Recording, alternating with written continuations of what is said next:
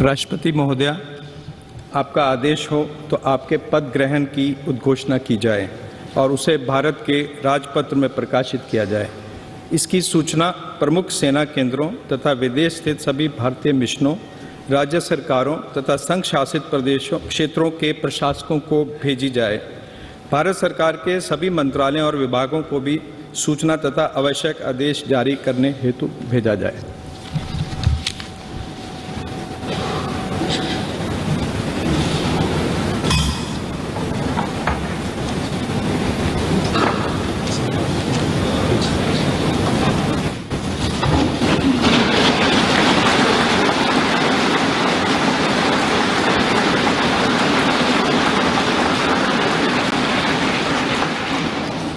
आदरणीय श्री रामनाथ कोविंद जी,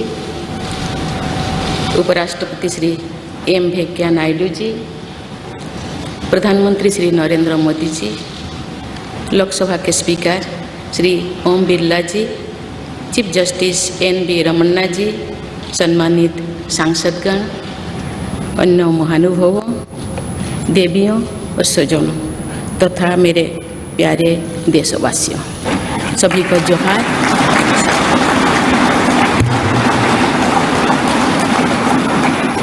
भारत के सर्वोच्च संवैधानिक पद पर निर्वाचित करने के लिए मैं सभी सांसदों और सभी विधानसभा सदस्यों का हार्दिक आभार व्यक्त करती हूँ। आपका मत देश के करोड़ों नागरिकों के विश्वास की अभिव्यक्ति है। मैं भारत के समस्त नागरिकों की आशा, आकांक्षा और अधिकारों की प्रतीक इस पवित्र संसद से सभी देशवासियों का पूरी विनम्रता से अभिनंदन करती हूँ।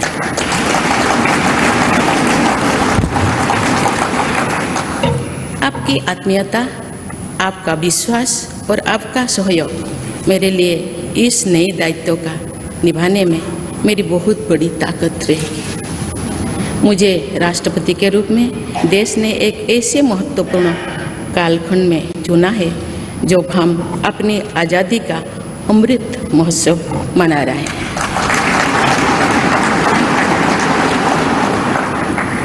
आज से कुछ दिन बाद ही देश अपनी स्वाधीनता के 75 वर्ष पूरी करेगा। ये भी एक संयोग है कि जब देश अपनी आज़ादी के 50वें वर्ष का पर्व मना रहा था, तभी मेरे राजनीतिक जीवन की शुरुआत हुई थी। और आज आज़ादी के 75वें वर्ष में मुझे ये नया दायित्व मिला है। इस ऐतिहासिक समय में जब भारत अगले 25 वर्षों के विजन को हासिल करने के लिए पूरी ऊर्जा से जुटा हुआ है, मुझे ये जिम्मेदारी मिलना मेरा बहुत बड़ा सौभाग्य है। मैं देश की ऐसी पहली राष्ट्रपति भी हूँ जिसका जन्म आज़ाद भारत में हुआ है। हमारे स्वाधीनता सेनानियों ने आज़ाद हिंदुस्तान के हम नागरिकों से जो अपेक्षाएं की थी, उनकी पूर्ति के लिए इस अमृतकाल में हमें तेज गति से काम करना होगा। इन 25 वर्षों में अमृतकाल की सिद्धि का रास्ता 2 पटरी पर आगे बढ़ेगा, सबका प्रयास और सबका कर्तव्य। भारत के उज्जवल भविष्य की नई विकास यात्रा हमें सबके प्रयास से करनी है, कर्तव्य पथ पर चलते हुए करनी ही है। कल यानी 26 जुलाई को कारगिल विजय दिवस भी है। ये दिन भारत की सेनाओं के शौर्य और संयम दोनों का ही प्रतीक है।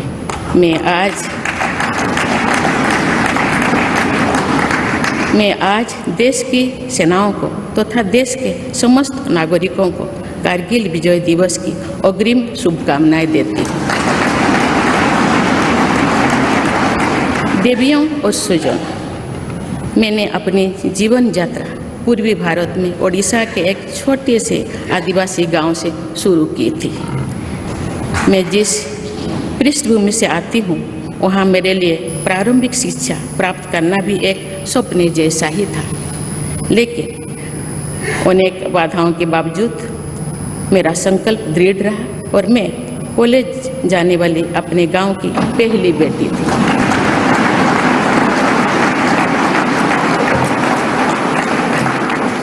मैं जनजातीय समाज से हूँ और वार्ड काउंसिलर से लेकर भारत की राष्ट्रपति बनने तक का अवसर मुझे मिला है। ये लोकतंत्र की जननी भारतवर्ष की महानता है। ये हमारे लोकतंत्र की ही शक्ति है कि उसमें एक गरीब घर के पैदा होने बेटी, दूर सुदूर आदिवासी क्षेत्र में पैदा हुई बेटी भारत के सर्वोच्च संवैधानिक पद तक पहुंच सकती है।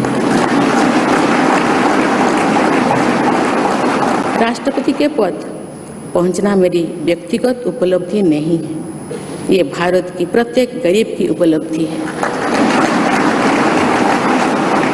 मेरा निर्वाचन इस बात का सबूत है कि भारत में गरीब सपने भी देख सकता है और उन्हें पूरा भी कर सकता है।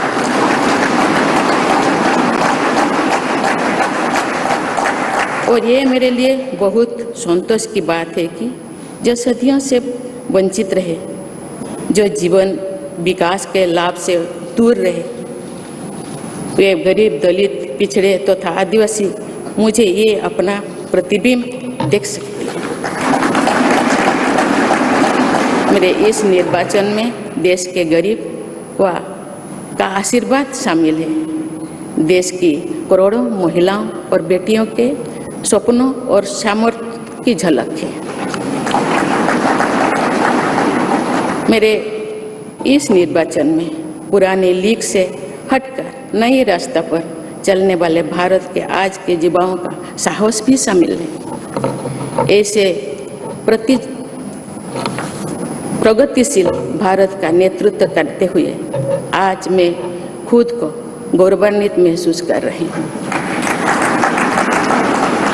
मैं आज समस्त देशवासियों को, विशेषकर भारत के युवाओं को तथा भारत की महिलाओं को ये विश्वास दिलाती हूँ कि इस पद पर कार्य करते हुए मेरे लिए उनके हित सर्वोपरि होंगे। देवियों और स्वजनों, मेरे सामने भारत के राष्ट्रपति पद की ऐसी महान विरासत है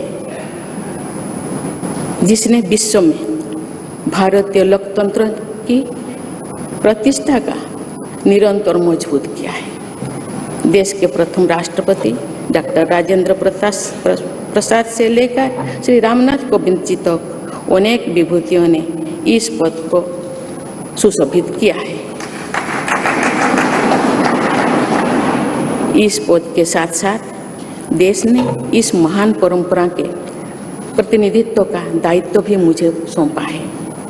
संविधान के आलोक में मैं पूरी निष्ठा से अपने कर्तव्यों का निर्वहन करूंगी। मेरे लिए भारत के लोकतांत्रिक सांस्कृतिक आदर्श और सभी देशवासी हमेशा मेरे ऊर्जा के स्रोत रहेंगे। देवियों और स्वजनों, हमारे संवैधानिक संग्राम में, स्वाधीनता संग्राम में एक राष्ट्र के तौर पर भारत की नई यात्रा की रूपरेखा तैयार की है। हमारा स्वाधीनता संग्राम उन संघर्षों और बलिदानों की अविरल धारा है जिसने आज़ाद भारत के लिए कितनी ही आदर्शों और संभावनाओं की सिंचा था। पूज्य बापू ने हमें स्वराज, स्वदेशी, स्वच्छता और सत्याग्रह द्वारा भारत के सांस्कृतिक आदर्शों की स्थापना का मार्ग दिखाया था। नेताजी सुभाष चंद्र बोस, नेहरू जी, सरदार पटेल, बाबा साहेब अम्बेडकर, भगत सिंह, सुखदेव, राजगुरु, चंद्रशेखर आजाद जैसे अनगिनत स्वाधीनता सेनानियों ने हमें राष्ट्र के स्वाभिमान को सर्वोपरि रखने की शिक्षा दी थी। रानी लक्ष्मीबाई, रानी वेलु नाचियार, रानी गाइदिन्लु और रानी चेन्निमा जैसी अनेकों वीरांगनाओं ने राष्ट्र इच्छा और राष्ट्र निर्माण में नारी शक्ति की भूमिका को नई ऊर्जा दी है। संथाल क्रांति, पाइक क्रांति से लेकर कोल क्रांति और भील क्रांति ने स्वतंत्रता संग्राम में आदिवासी योगदान को और सशक्त किया। सामाजिक उत्थान एवं देश प्रेम के लिए धरती आबा भगवान बिरसा मुंडा जी के बलिदान से हमें प्रेरणा मिली थी। मुझे खुशी है कि आज़ादी की लड़ाई में जनजातीय समुदाय के योगदान को समर्पित अनेक म्यूजियम देश भर में बनवाया जा रहा है। देवियों और स्वजनों, एक संसदीय लोकतंत्र के रूप में 75 वर्ष में भारत ने प्रगति के संकल्प को सहभागिता एवं सर्वसम्मति से आगे बढ़ाया है। विविधताओं से भरे अपने देश में हम अनेक भाषा, धर्म, संप्रदाय, खान पान, रहन सहन, रीति रिवाजों का अपनाते हुए एक भारत श्रेष्ठ भारत के निर्माण में सक्रिय है। आज़ादी के 75वें वर्ष के अवसर पर आया है अमृतकाल। भारत के लिए नए संकल्पों का कालखंड है। आज मैं इस नए युग के स्वागत में अपने देश को नई सोच के साथ तत्पर और तैयार देख रही हूँ। भारत आज हर क्षेत्र में विकास का नया अध्याय जोड़ रहा है। कोरोना महामारी के वैश्विक संकट का सामना करने में भारत ने जिस तरह का सामर्थ्य दिखाया है, उसने पूरे विश्व में भारत की साख बढ़ाया है।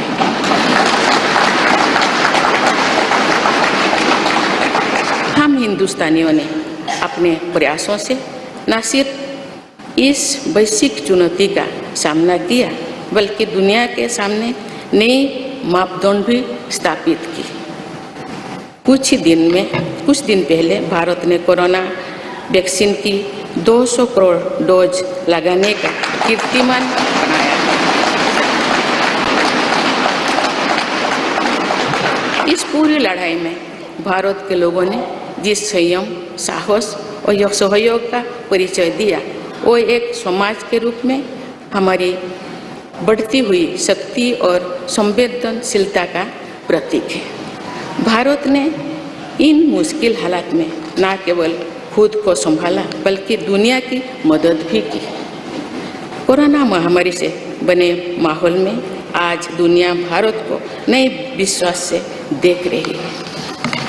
दुनिया की आर्थिक स्थिरता के लिए, सप्लाई चेन की सुगमता के लिए और वैश्विक शांति के लिए दुनिया को भारत से बहुत उम्मीदें हैं।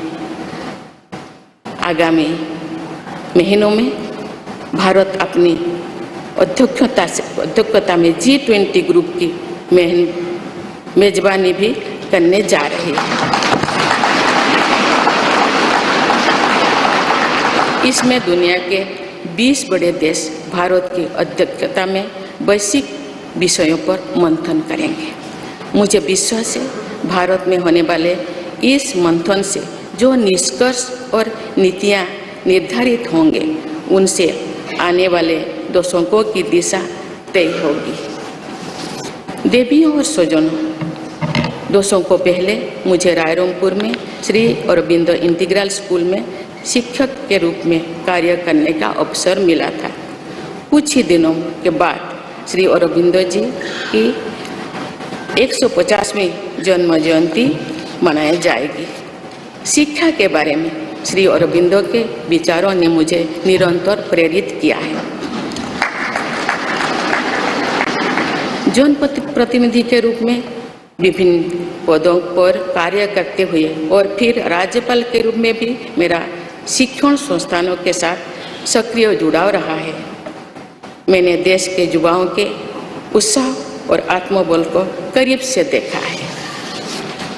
हम सभी के श्रद्धेय अटल जी कहा करते थे कि देश के युवा जब आगे बढ़ते हैं तो वे सिर्फ अपने ही भाग्य नहीं बनाते, बल्कि देश का भी भाग्य बनाते हैं।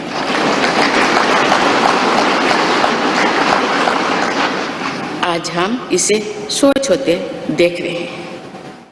वोकल फॉर लोकल से लेकर डिजिटल इंडिया तक हर क्षेत्र में आगे बढ़ रहा आज का भारत विश्व के साथ कदम से कदम मिलाकर औद्योगिक क्रांति 4.0 के लिए पूरी तरह भारत तैयार है।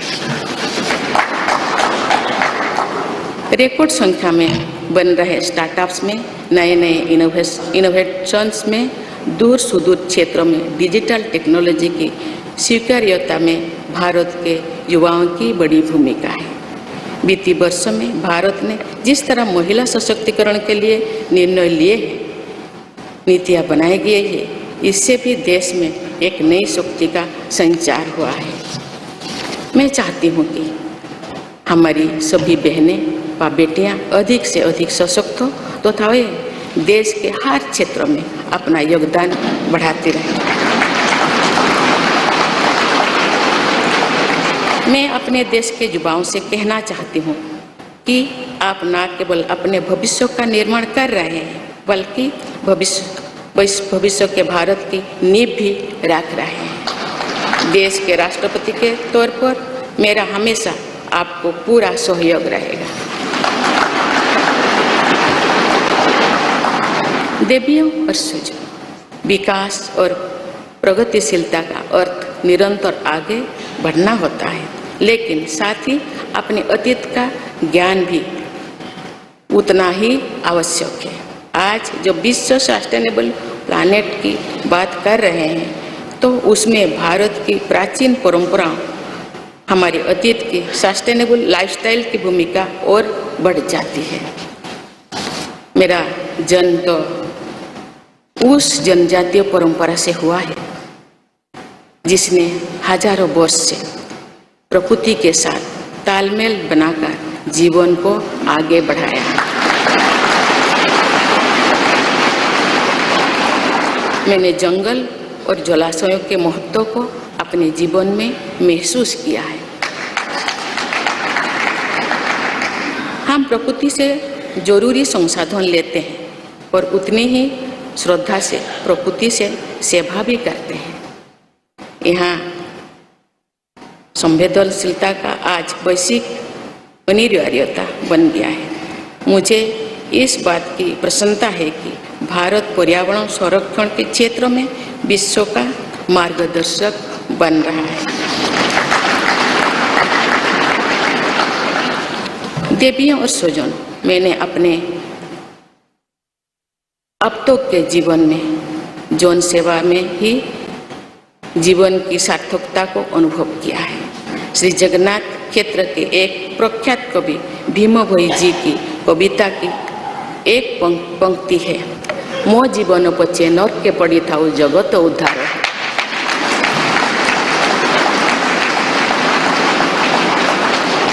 अर्थात अपने जीवन के हित और हित से बड़ा जगत कल्याण के लिए कार्य करना होता है।